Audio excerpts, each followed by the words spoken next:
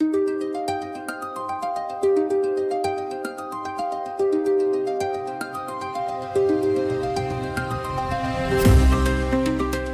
and welcome to the Black Complementary Therapist. I'm Pauline and I'm glad you're here.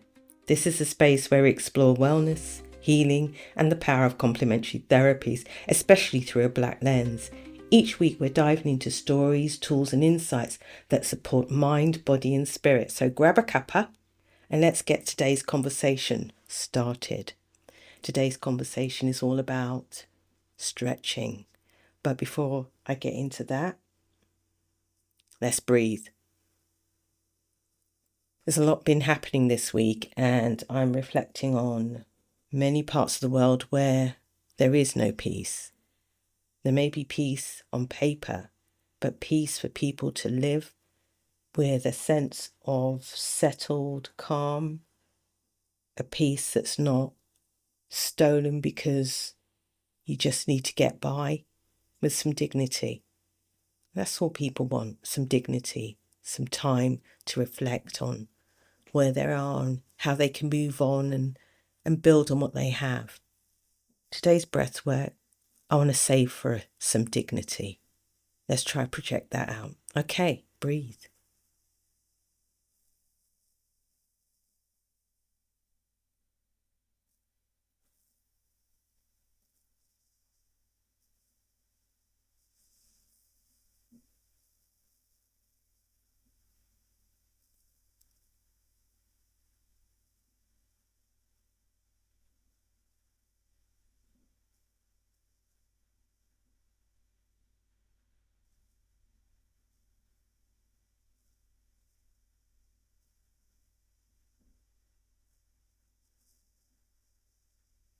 All right, that was nice. That was nice.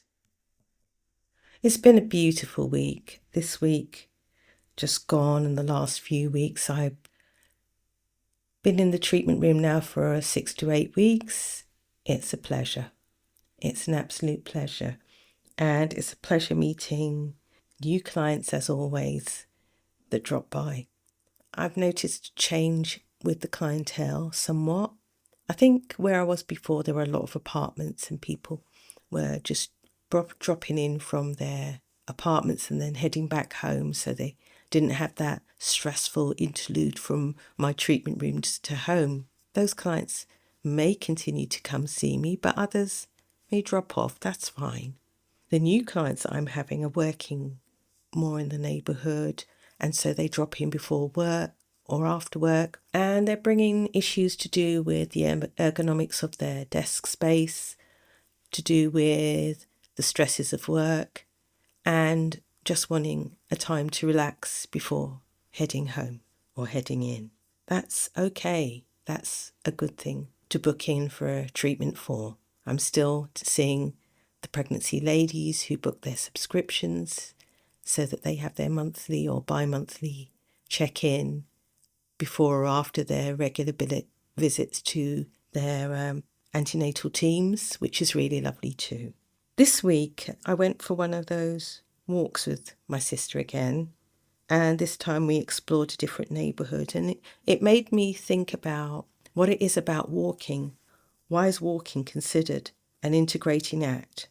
And when I say integrating, I think it's like you're walking someplace you've been before, and for some reason you feel like there's some sort of resolution when you decide that the walk is finished. Something's happened, alchemy or something. I'm thinking it's because there's a lot that goes on during the walk that we don't normally acknowledge.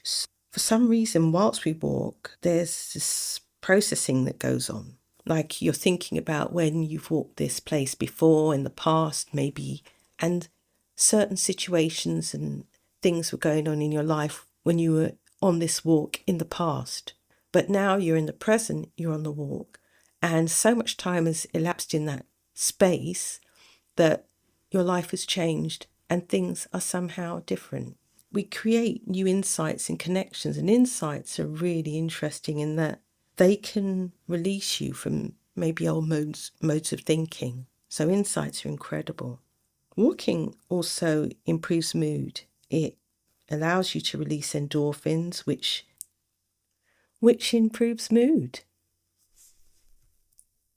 We weren't in nature for much of the time we were walking. It was an urban walk, but there were trees about and moments where the sky looked particularly fantastic. And so when you walk in nature, again, stress is reduced. We built our social bonds, communicating with each other, but also with those around us, having a quick chat, even if it's the only chat you have in the day, if it's to the bus driver to say, take care of her, she's my friend, she's on your bus, can raise a smile and build community. And that's beautiful. So making connections with encounters from people you may not know in a new setting can be uplifting as well. When you're walking out and you're thinking about your environment, you can reflect on patterns and scenes that may be of interest. So, for example, the seasons, a sense of oneness in nature, the rhythms of the weather. These are all part of the holistic well-being that we seek in the small things in life. And I think a walk is a great way of being yourself, reflecting and making that mind-body connection. Okay, today's show is all about the inflexible, those people who dread stretching. There are people out there who really hate stretching. It's not that they don't know how to, or maybe they don't know how to, but it's something that they never do. And the thing is, movement is one of those things we really need to think about, the quality of movement. And last time I was doing this podcast, we talked about movement as medicine.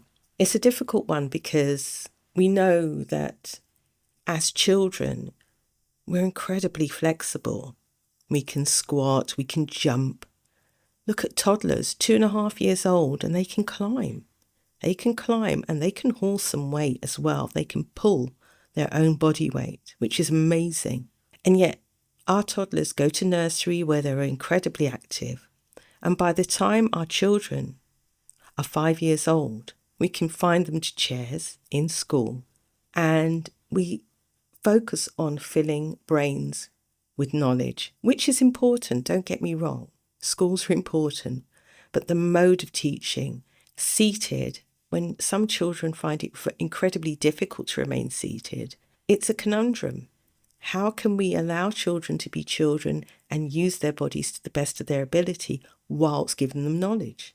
We tend to stay seated from the age of 5 to till college or uni and continue that. And then we say to our bodies, we're going to give you an hour a day to do exercise in, 8 hours a day to sleep, and then the rest of the time moving about or seated. That was the movement and medicine episode, wasn't it? So what happens to our bodies when we're seated for a big chunk of the day? After the age of 35, it's estimated that 2 to 3% of your range of movement will decrease every year. That means by the time you're 65, it's possible that your range of movement will be greatly reduced. We tend to say that if our range of movement is reduced at 65, that is natural aging. But what if there is a different reality, that we don't lose 2 to 3% of our range of movement per year until we're 65 and suddenly find ourselves inflexible? What if we could reverse that? What if we could turn back time?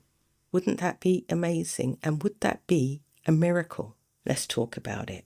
How could we maintain, in our modern urbanized world, a way of moving our bodies, moving and stretching, so that we could affect all of our muscles, tissues, ligaments, tendons, blood vessels, nerves, lymphatics, fascia, and viscera?